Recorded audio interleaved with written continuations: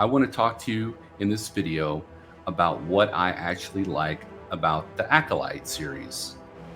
I've been watching the Acolyte series and I didn't think I would like it as much as I have. I'm actually shocked. I know a lot of people are so negative about it, and I was too. At first, I was very negative about it, and it started affecting my attitude. I did not like the person I was becoming due to the negativity that I was throwing toward the Acolyte. Now, is the Acolyte my favorite? No. I mean, just today, my 8-year-old daughter and I watched Star Wars, the original, uh, and it was her first time seeing it. And I was so excited to be able to share that with her. And watching Star Wars, the original, is just perfect. I mean, the first three movies are just awesome to watch. And I'm excited to share that with her. Is the Acolyte something like that for me? No. But I think they did some things right. And I really appreciated them doing that. So I'm going to share three things that I think they did really well. So let me show you real quick. So the planets. In all of the movies so far, it seems like they're relegated to 2 to 3 different kinds of planets. Either it seems like 99% of the time they're going to Tatooine or Jakku, a desert planet, some kind of desertous planet. And they either don't go anywhere else, like in the book of Boba Fett, it seemed like they just stayed on Tatooine the whole time, or they go to one other planet, you know.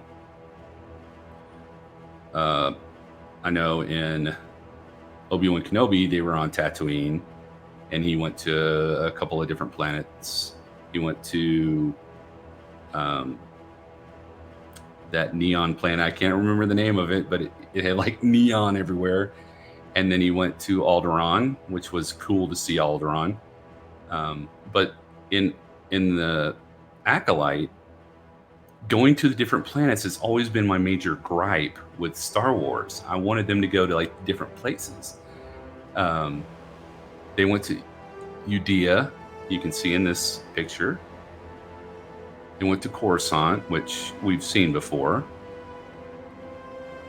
And they went to Karlak, and that's when Osha, her ship crashed, and it was a cold ice planet, but it wasn't like Hoth. It wasn't like snow covered, and she could survive without cold weather gear. I mean, even though she was probably freezing, but that was a really cool planet. I liked it. And then they went to Brendok, and that's the planet that Osha and her sister May were on right before the Jedi took Osha, and May went crazy and caught the bricks on fire.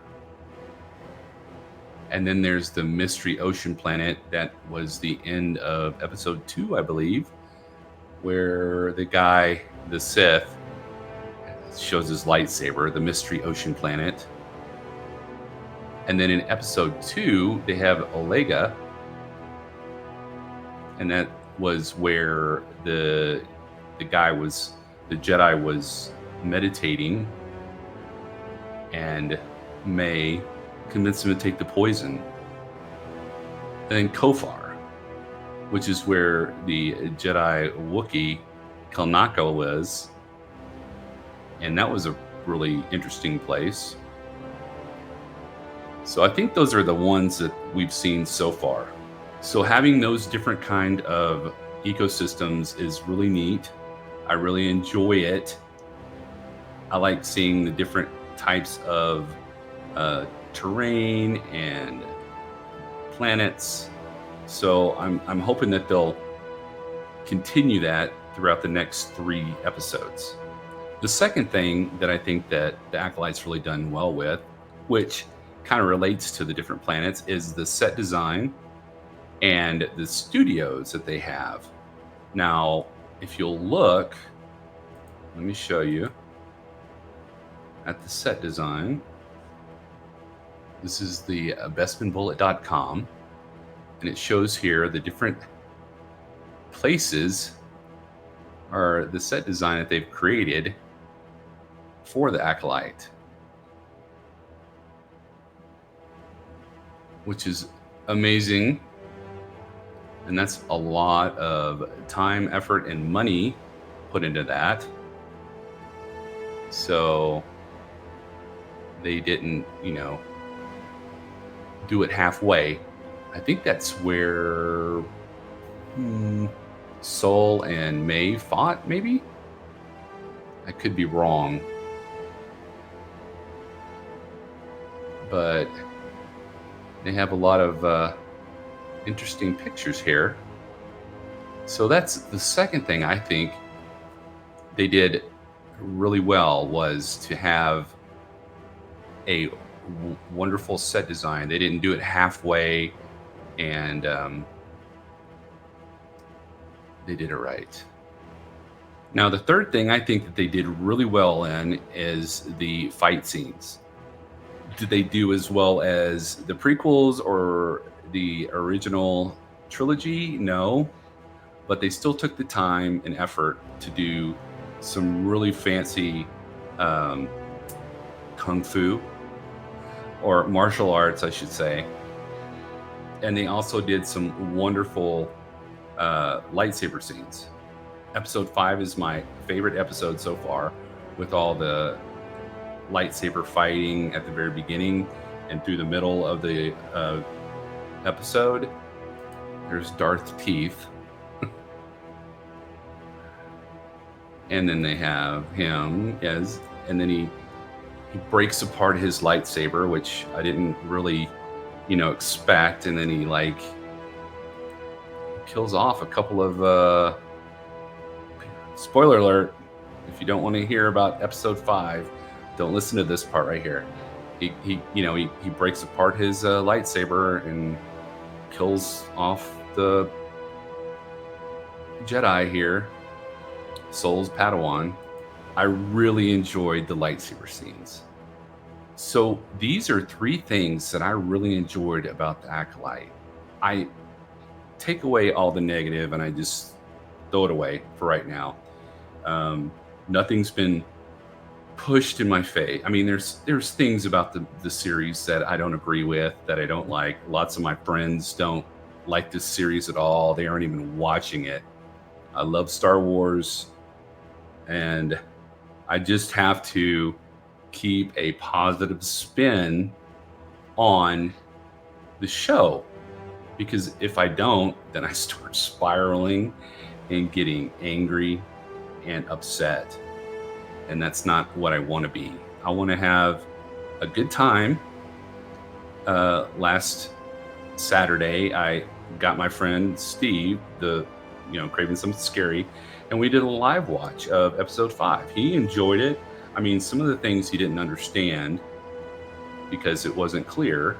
That's a whole nother, bucket of worms. But for right now, I'm just going to try to enjoy it. And one of the things that makes it enjoyable for me is the mystery of Osha and May. Were they brainwashed? Did May really cause a fire? What's the secret that Sol's hiding?